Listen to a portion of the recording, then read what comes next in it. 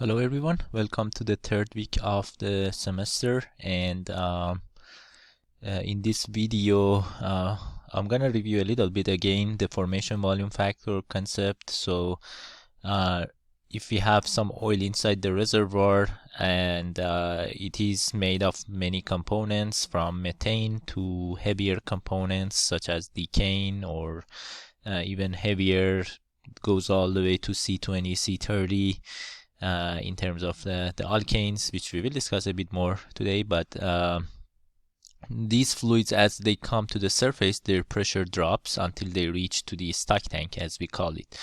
So the stock tank pressure is 14.7 psi, and its temperature is the just ambient temperature, but we just consider it to be 60 degree Fahrenheit. So this is at 60 degree Fahrenheit, right? And 14.7 psi. And this oil, as it comes to the surface, some of the gases that is dissolved inside the oil will evaporate from the oil, and the volume of the oil that you see on the surface is different from what you see. The volume of liquid oil that you see on the surface is different from the volume of oil at the reservoir condition, and therefore we define a parameter which we call it formation volume factor, and it's the ratio of this volume at the reservoir condition divided by the volume at the surface condition.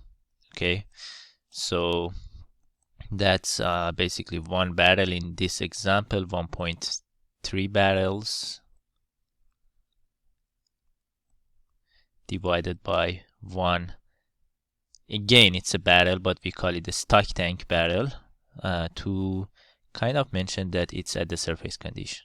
Okay, so that's 1.3 barrels per stock tank barrel would be the result of this calculation. That's the formation volume factor, which is a relative volume, right? It tells you how much oil you get from the reservoir compared to the surface, right? And this example here as well shows you the same concept, and this is above the bubble point pressure. So remember, the bubble point pressure definition was that that's the first point at which the first bubble of gas will evaporate from your liquid. So you're changing your pressure, let's say, right? Again, consider that PT diagram that we were discussing, and in that PT diagram, I'm gonna maybe draw it here for you. So in the PT diagram,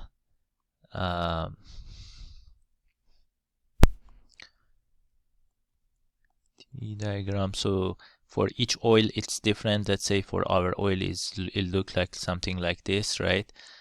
This is called the critical point in which the gas and liquid are not really distinguishable at that specific pressure and temperature, and whatever point which is inside this envelope is a two-phase system. Okay, two-phase system meaning that you have liquid and gas in equilibrium with each other, right? So both of phases present in equilibrium, right? Whatever is point is on the right hand side of this critical point is vapor phase, and to the left side is liquid out of that basically envelope, right? Now this line here that you see, this one that I'm trying to increase the width, this is called bubble point line, right? So the bubble point line, so let's say you have an oil reservoir, everything is liquid inside the reservoir, right? And it is at this pressure, so this point represents an 100% liquid situation, right? Because it's in the liquid area. So this is your reservoir temperature. This is initial reservoir pressure, PI we call it. Okay, so please make sure you are familiar with the concept of pressure, right? And we use it a lot in petroleum engineering, and this is one of the words that probably in all the courses that you have you will use it. So make sure you understand the meaning. And so let's say start at this point, right? And then as you produce from the reservoir, your temperature stays constant, right? Because it's at that depth, at this depth, usually the temperature from the surface to the bottom changes by 1.1 Fahrenheit per 100 feet. So if you are at 5,000 feet, let's say, right, then your temperature is the surface temperature, let's say 60 degree Fahrenheit, plus 5000 multiplied by 1.1 Fahrenheit per 100 feet, right? So that would be 50 multiplied by 1.1, which is 55, right? So it would be 60 plus 55, right?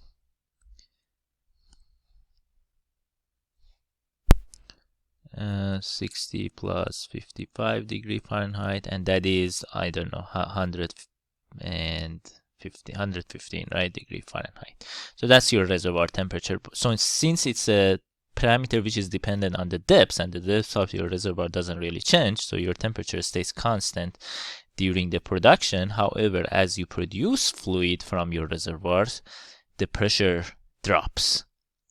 Okay, so consider that you have a system, right?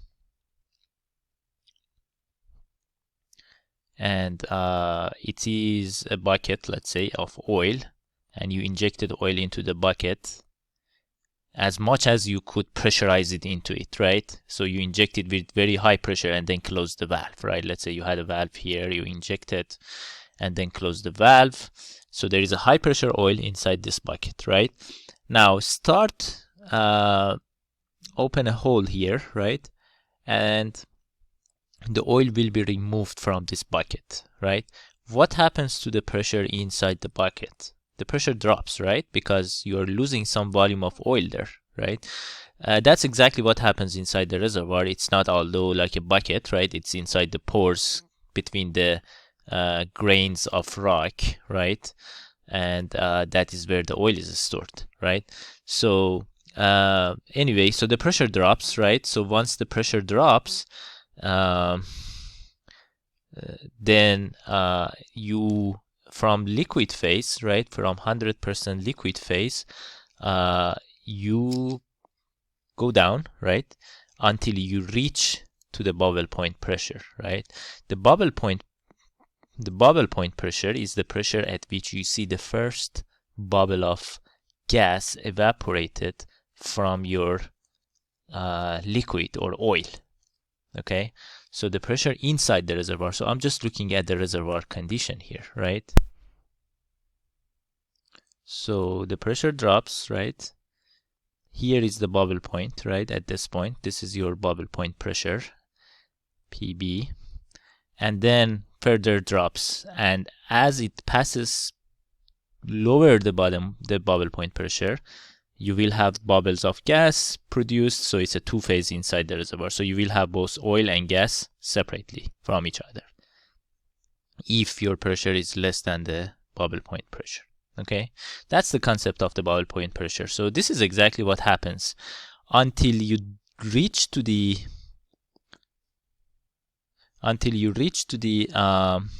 bubble point pressure. Since your pressure is above bubble point pressure, the volume of oil increases because the bubbles of gas which are dissolved inside your oil expands, but they are not released yet, right? Once you pass below the bubble point pressure, then you see the free gas there, right? So you see free gas there, and once you get to the surface and then to the stock tank, which is 60 degree Fahrenheit, 14.7 psi, then that's what you have. So this volume is increased, dropped, and that's why you see here the volume increase, drops this way, right? High pressure to low pressure. That's how the reservoir works, right? From a high pressure point to the lower pressure one. Now, if you look at how much gas is dissolved, initially you have gas, right, inside the oil dissolved, right? That amount doesn't change until you reach the bubble point pressure, and that's why you see this RS parameter, which we define the dissolved amount of gas, stays constant. Make sense? And once you go below bubble point pressure, then this volume of gas is released into a free gas, and you have less amount of gas dissolved, and more or less, and you see then that amount of dissolved gas drops as pressure drops further. Make sense? So that's the concept. And I guess that's it for this video, a review of previous basically topic, and then I'm gonna continue in the next video.